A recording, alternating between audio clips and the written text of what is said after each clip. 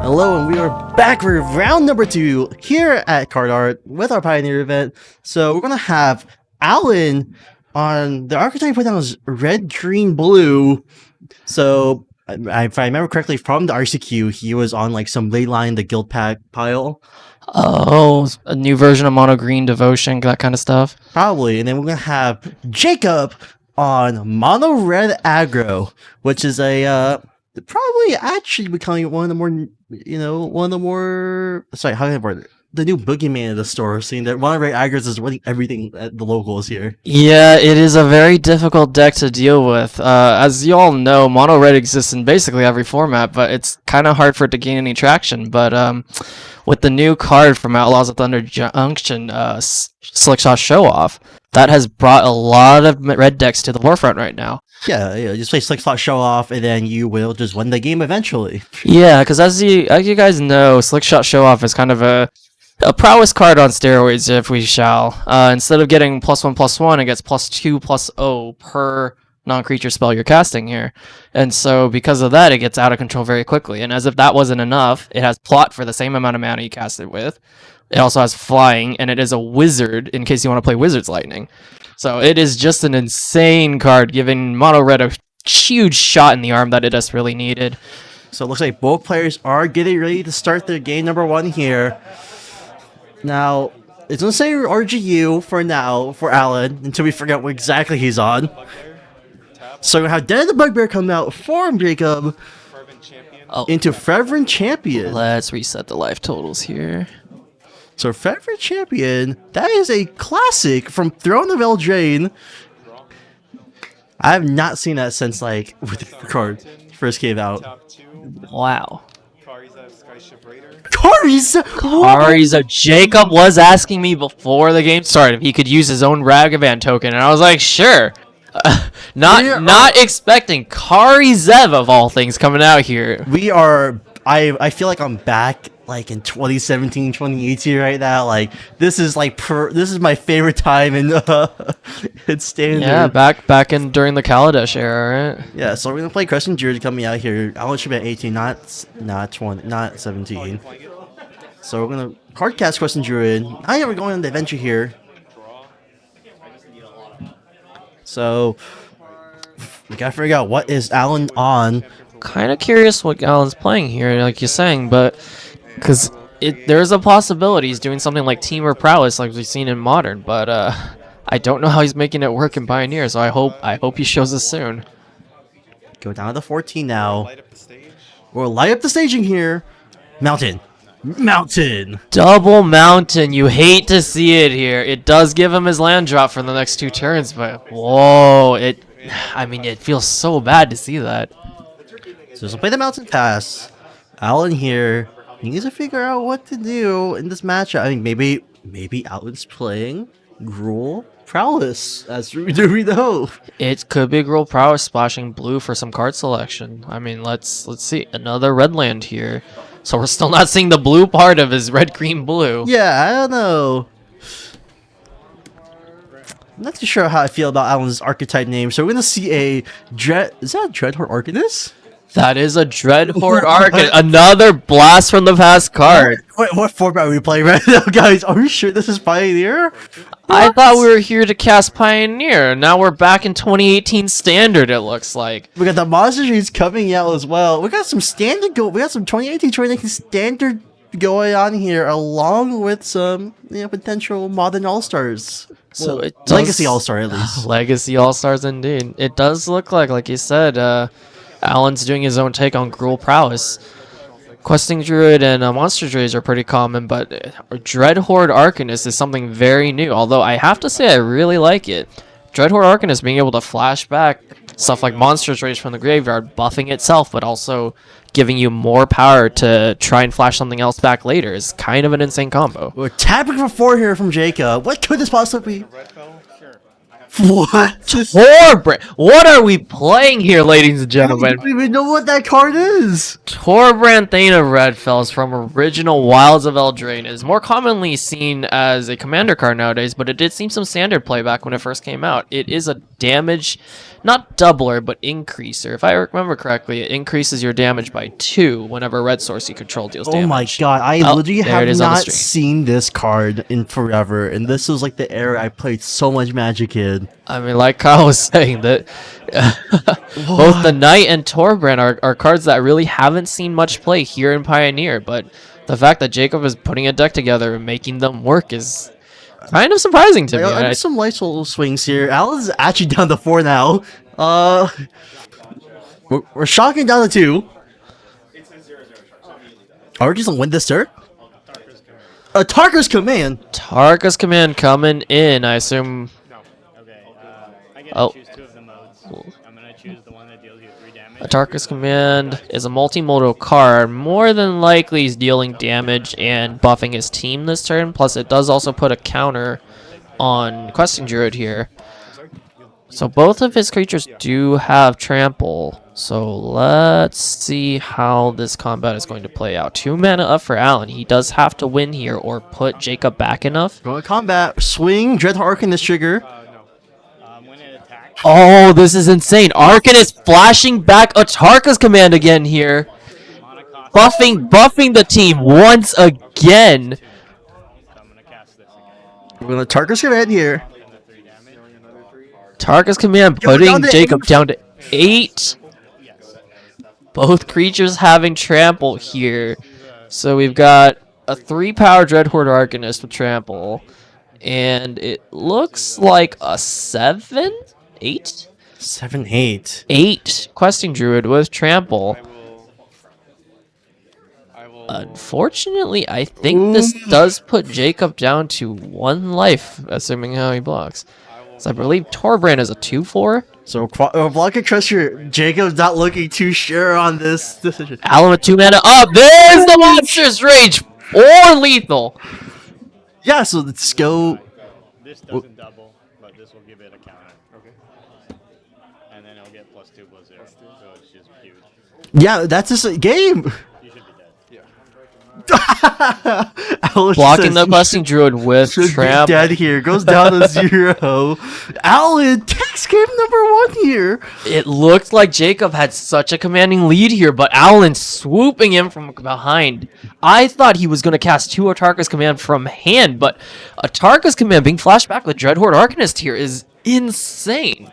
6 total damage to your opponent, plus buffing your team, +2/+2 till end of turn. Now, our tone of voices have gotten pretty excited compared to round number 1. I mean, Nothing against the first round here, but this is a no holds barred slugfest of a match right here. I mean, we didn't even get past turn 4 here, and we're already on to game 2. now I'm wondering, what the hell is the blue in Alan's deck? I'm really hoping we can ask him about this later, because it seems like this is not a matchup where we'll get to see very much of his deck here. If you're listing yourself as your archetype as red, green, blue, I expect to see some blue here, Yeah. you know? I don't want to doubt our players, but come on, where's the blue at, where's the spice? We need some of that. Because it did seem like we only saw Gruul-colored lands and a single red source, so... But man, Jacob's initial start gave me so much whiplash that I was just like stunned. I'm really interested. If Jacob's playing the 1-drop Knight, is he playing stuff like Embercleave or some of the more interesting equipments that used to be played with it? Sideboarding should be pretty simple on both ends. This matchup's probably just play draw dependent. Actually, no, it's not. Alan was on the draw. Yeah, Alan was on the draw here. Jacob did go first, so... I mean, it seemed like Alan just kept an insane hand here. Ooh, I'm looking in the background of Jaker's camera here. We have Bisman versus Matt Zhu. Another insane matchup that would have been cool to see on stream. Sadly, Bisman was already on camera, so Matt Zhu wouldn't have a chance to come back on. But man, Matt Zhu, I heard he's not on the Quintorius combo today. Is he not? That is the He's- deck I've known him to play recently. He is borrowing a deck from one of our known Lotus Field players. So I'm not too sure what he's on, but it sounds spicy.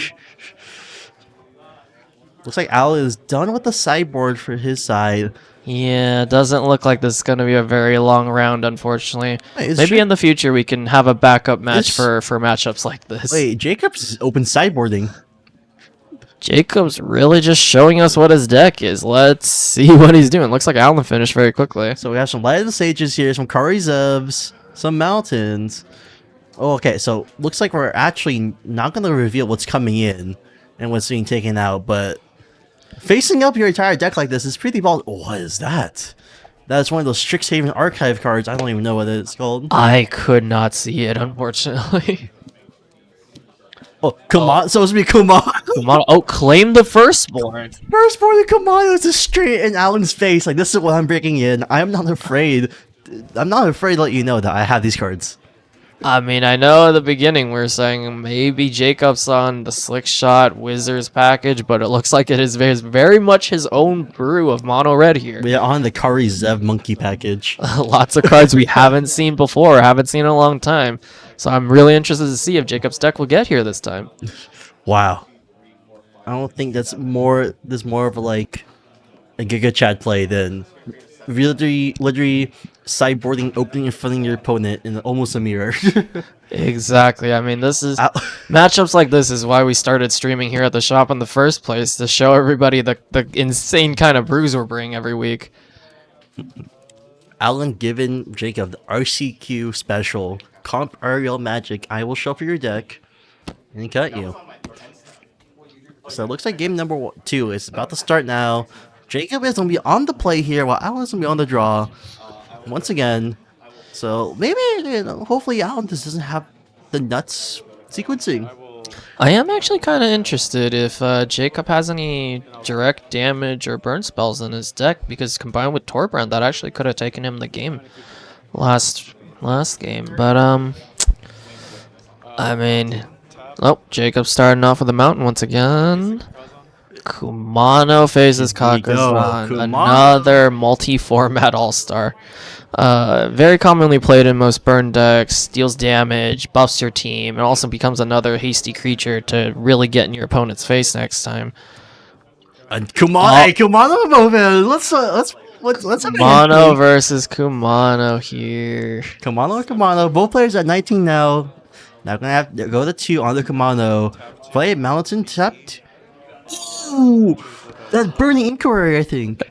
No, it's I forgot it's called Burning Tree Emissary. Tree Emissary. There we go. Burning Tree, another Blast from the Past card. Usually it's played in stuff like 8-Whack because it just replaces itself on mana the moment it comes down.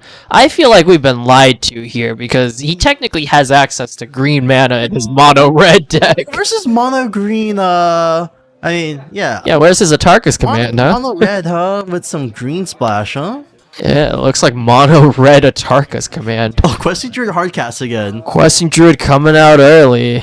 As we know, if you don't take care of that card quickly, it mounts so much pressure like we saw last game. We're gonna have a flip here from the Kumano. Now, Kumano's flip side is very interesting. I mean, Enchanted of the Kumano. Haste. If a creature dealt damage this turn by a source you control would die, exile it instead. Actually could matter in this matchup. I'm not too sure though. So we're gonna Alan's gonna take the damage down to 12. I'm a little confused why nothing's tapped, but We light up the stage. We got double land again. no, I think that's a creature. I just can't tell what that is, unfortunately. No, it's a land. Is this one of the fancy borderless lands from Ixalan? Oh. So land again from light of the stage. Not what you want to see. Now we're gonna have Alan's Kumano flip now. So we're gonna have a flip here, a 2/2 with a 3/3. There we go. Jacob this fixing should the be board tapped. state here. A little bit confusing. So yeah. So actually, Alan is gonna have free reign of swing here, but could be. I mean, the crackback could be really crucial here, depending on what Jacob has in the hand. So Alan might just want to string one creature here. Ramming up ruins here for Alan. Another Kumano.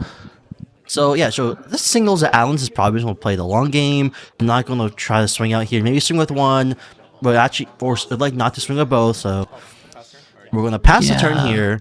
Alan having another color splash does mean that he can play a little bit more defensively. Green does give him access to stuff like Blossoming Defense or Snakeskin Veil to really pump his team at instant speed instead of having to do everything at sorcery speed. So we're going to combat, swinging with the Burning Tree Embassy and the Kumano here. Jacob with 4 mana up, still staying very aggressive here We're blocking. with 4 mana. Right as I said that, Ember Cleave really coming down from Jacob's side. As we know, this was an insane card back in Standard.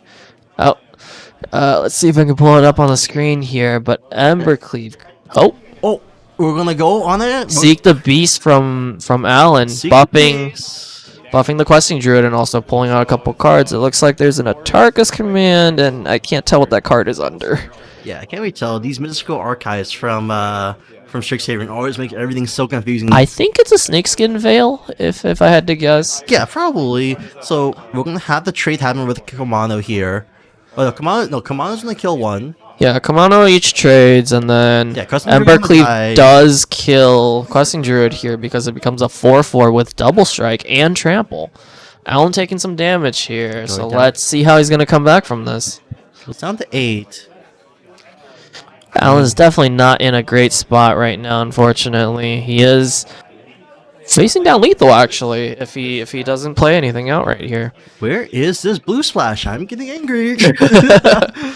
Although if Alan does lose here, we have one more game to try and figure this out. Yeah. Oh wait, no. This is basically just Tarka Red at this point. Soul Scar Mage. Soul Scar Mage. Oh my god. I almost got the Soul Scour, but Soul Scar Mage. Misreading this entire time. So we can play out the Questing Druid here. Our cast Questing Druid as a blocker. We should have a Kumano trigger here on this. Giving you Yeah. +1/+1. Come on, Alan. Give it one more power.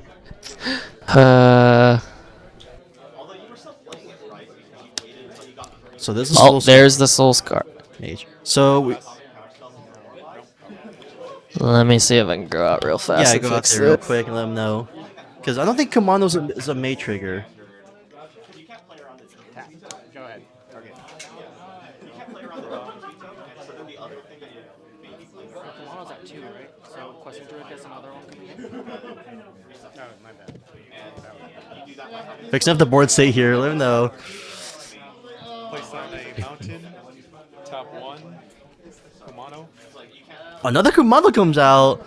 Goes down to 7. This is just the game of Kumanos. This is the 4th one so far. 2, 4, 6, 7, 7, 3. Is this the Red Devotion guy? Was my BT. It has 2 Sep- counters on it or 1? It has 2. From I can't think of the name right now. My first Kumano, and then Evercleave gets the 1/1. I am bricking on what this card is. It's one of the Theros ones. Yeah, it's the Red Devotion Yeah. from Theros. Beyond Death. I forgot what it's called. Annex. Is it Annex? I think so. Annex Hardened in the Forge, right? I think they said it was a 7/3. I believe it's this card. Let me see. Is there any other version of this card? Pass turn. It is. It does look like it, Yeah, right? so it is Annex Hardened in the Forge. Power equal to the devotion of red. Whenever Annex or another non-token creature you control dies, create a 1/1 red. I don't have to say that. Satyr creature token with this creature can't block. If the creature had power 4 or greater, create 2 of those tokens instead. This is another card we haven't seen in Jeez. constructed play in a really long time. I know it better from Commander play, actually. Whoa, looks like I think it's the case, right? For Alan. Oh, actually, I missed a couple things. Alan's actually down to 1. Yeah, so the team swung in. It looks like We blocked with the Soul Scar Mage. Soul Scar Mage blocking. It didn't look like there were any pump effects from Jacob's side, so Alan taking 7 with a double strike trample for a 4 creature.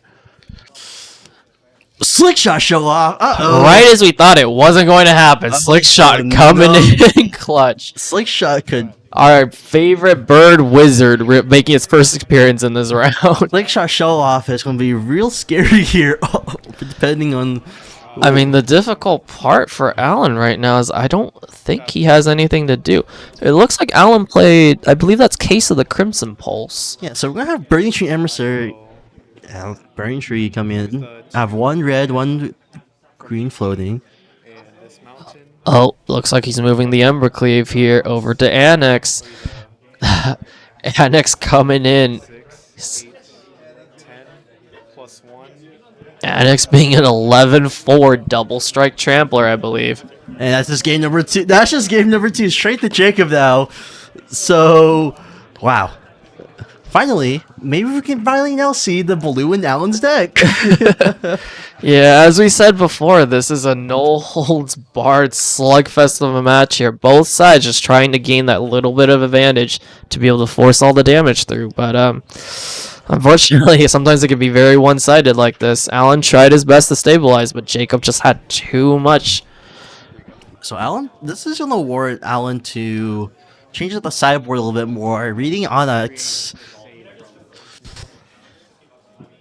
Yeah, Man. This is a really interesting match here. I'm really glad we put this on stream, actually, because from one side, Alan coming in with kind of his own brew of a popular deck, Gruul Prowess, like we've seen, but also using older cards that aren't as popular anymore, like Dreadhorde Arcanist, to try and give it a shot in the arm. And I mean, we saw it pay off tremendously in the first game. And Jacob over here trying to use, really, like we've been saying, 2018, 2019 standard cards that made a splash back in the standard format before Pioneer was really it started as a format. So, you know, seeing if they can still hold their own against modern meta decks right now. Yeah, and fun fact about Alan, he is always on some type of brew in any format he plays, I'm pretty sure. I mean, this guy's been to multiple regional championships, multiple RCQ winner. He's played at the highest, almost at the highest level every time, with some type of weird brew, or with his own take on the deck. I do appreciate that. It does keep the matchup's kind of spicy for those of us casting and streaming here. Sure. So Alan did adjust his sideboard a little bit, finally be on the play too, which turning out it is going to probably matter in this matchup. Yeah, as we saw before, Alan was able to take game 1 on the draw and just kind of eke out a win here. Him being on the play might actually make the whole difference here. It looks like they are finishing up shuffling. Let's see what our players are going to draw here. I don't know if you saw that, but Alan took a second and made eye contact with the camera. I've been noticing the entire time Alan is making a lot of eye contact with the camera periodically. Yeah, I hope it's not too blinding for him. We do have a ring light on each of the players, but might need to set up. Might need to turn it down a little bit. We probably ask afterwards. Yeah, I mean, I did try to turn it down as much as I could, but a little hard to tell when I'm not playing. So, ideal start, maybe, you know, Kumano into a Slick Shot, into a quest into the Seek the Beast would be pretty good for Alan's side. Yeah, I'm actually interested in what Alan cut to make room for the Dreadhorde Arcanist, because I haven't seen any, you know, Monastery Swiss Spears or some of the other usual Gruul Prowess cards coming out from him yet. So we're gonna have There's Soul Scar Mage coming in here. Popular 1-drop 1/2 prowess creature everybody loves. Kumano potentially from Jacob here. Oh, Fervent Champion coming in again. Yeah, Fervent Champion, kind of an insane card sometimes, especially if he pairs it up with Embercleave. Because Fervent Champion's passive ability does let you equip it for free. And it has first strike and haste already, so trying to get through damage is actually pretty easy with this. So we're gonna have a Dreadhorde Arcanist on turn 2 happen. Swing for 1, down to 19 for Jacob. Now we're going back to Jacob's turn. Jacob's gonna take 1 damage from the land here. You're gonna make a Brilliant Tree Emissary. It's a BTE. BTE to BTE. Oh, this is the kind of play you want to see. BTE to BT pass. Unfortunately, this is usually, if you're playing 8-whack, this is the kind of start you want to see. BT into BT, and then finally dropping a Bushwhacker. But It's not the right format for that one, though. yeah, unfortunately, only one Bushwhacker is legal in Pioneer here. But it is 3 bodies to block both of Alan's creatures here, which is probably just be good enough. Yeah, until Alan pumps up his team, the Arcanists and the BTs will kind of just bounce off each other, which actually might make the difference here for Jacob. Jacob seems like he kept a slower but more creature-heavy hand here, since he's not really afraid of removal. Ooh, so it looks like a Monetary Sister and a Stomping Ground here. Well, coming out from Seek the Beast. I mean, BC now is probably missing a land drop, so that's getting the Swiss Spear plus the Stomping Ground is actually not too bad. So you're gonna play the Swiss, you're gonna play the Stomping Ground, then so shock it down to 18. Then you play the Sister out potentially, depending if you don't have anything else in the hand here, and they're gonna have what 1, 2. Oh! Red Cap Melee, a very common sideboard card here for against red decks. It's a one, if I remember correctly, it's a 1-drop sorcery? I think so. Red Cap Melee. Red right? Cap Melee. There it is. It's right there. There you go. It's Red Cap. Another No, it is a- Trade classic. We are having a heck of a throwback here today, but it deals 4 damage to target creature or planeswalker. If a non-red permanent is dealt damage to this, then you sacrifice a land. So having a Rending Volley type effect specifically for red decks is kind of insane coming out of the sideboard. Oh, we see Annex coming in right now off of that light up the stage. Light up the stage. Is that Light up triple- the stage number 2. So let's see how it goes here. I would like to point out here, Light Up the Stage versus Seek the Beast is very interesting parallel we can draw here, because Light Up Stage actually lets the player keep the cards until their next turn, but Seek the Beast is only until the next end step. So Jacob having all those really reflective cards we can't Yeah. see right now. But we did see an Annex, and we did see some other land drops. yeah, it's a slick shot show off coming out here. Slick shot show off coming in for Alan. That might be. Oh, And then Tucker's Command. So I'm gonna do probably 3-2 Jacob here. Alan saw his chance. Shields down, and he's going to do the same thing again we Right saw on in game 10. 1. Dreadhorde Arcanist probably going to flash back a Tarkus Command here. Deal 3 more damage, and then pump the team again. This might This is be lethal. lethal, I hear. This is just lethal. 4, 7. Yeah. That's just it. Fighting control players. Oh, man. That was insane. Alan coming through with the 2-1 win here. Alan getting the victory. So where's the blue at? I'm still waiting. If you're gonna say there's blue in the deck, I'm waiting for it because as a dedicated blue player myself, I am in love with. Yeah, I mean, I think we have quite a bit of time. There's a chance we could probably interview him about it later. For sure, but that is gonna be Alan on red, green, blue, which is I'm just surprised it's just a Tarkers at this point with his own twist. I don't see no blue in that deck. Yeah, it's, as we all know, it is a little bit harder to try and make 3-color decks work here.